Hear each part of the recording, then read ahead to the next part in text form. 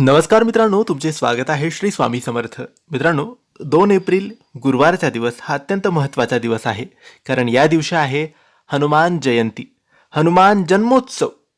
या दिवशी आपल्याला आपल्या घराच्या रक्षणासाठी, स्वरक्षणासाठी घराबाहेर ही वस्तू लावायची आहे.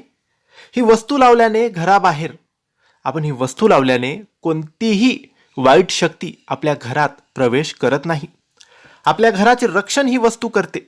इडा पिडा असेल, कोणाची वाईट नजर असेल, दोष असेल, बाधा असेल, सगळं काही जे वाईट आहे, जे अशुभ आहे, ते या वस्तूमुळे आपल्या घरापासून लांब राहते, आपल्या घरापासून दूर राहते. म्हणून प्रत्येकाने हनुमान जन्मोत्सवाच्या दिवशी, हनुमान जयंतीच्या दिवशी, जी की 2 एप्रिल गुरुवारच्या दिवशी आहे, त्या दिवशी ही वस्तू आपल्या घराच्या बाहेर मुख्य दाराच्या वर मधोमध लावायची आहे.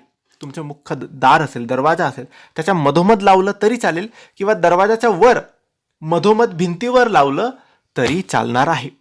मित्रांनो, हनुमान जन्मोत्सव, हनुमान जयंती अत्यंत महत्त्वाची असते.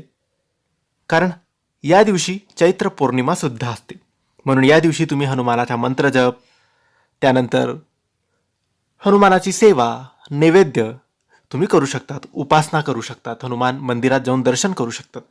ही वस्तू तुम्ही ऑनलाईन घेतली तरी चालेल, पूजा सामग्रीच्या दुकानातून घेतली तरी चालेल, स्वामींच्या जवळच्या केंद्रात भेटली तिथून घेतली तरी चालेल. आता ही वस्तू काय आहे?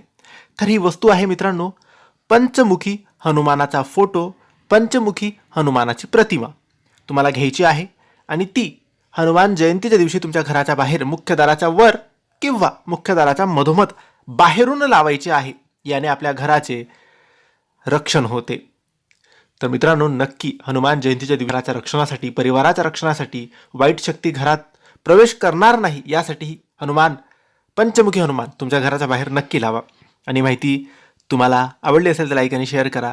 काही प्रश्न असतील तर कमेंट्सद्वारे विचारा. आमच्या चॅनलला सबस्क्राईब करायला विसरू नका. धन्यवाद. श्री स्वामी समर्थ.